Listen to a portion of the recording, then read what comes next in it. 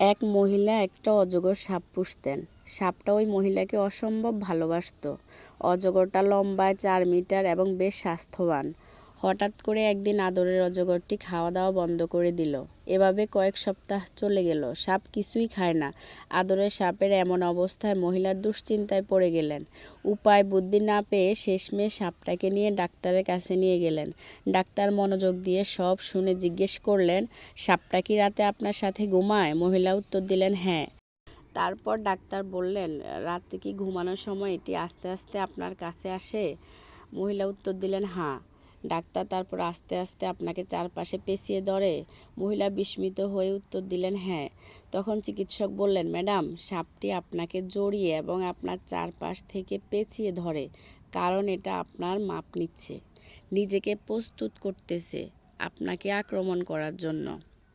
আর হ্যাঁ, সে খাওয়া দাওয়া বন্ধ করতেছে বা করেছে যথেষ্ট জায়গা খালি করতে, যাতে সহজে আপনাকে হজম করতে পারে। এই গল্পের একটা মোরালিটি আছে। আপনার চারপাশে হয়তো এমন অনেকেই আছেন যাদের আপনি কাছের মানুষ ভাবেন, যাদের দেখে মনে হয় আপনাকে তারা অসম্ভব ভালোবাসেন, কিন্তু আপনি জানেনও না আপনার ক্ষতিই তাদের প্রধান উদ্দেশ্য।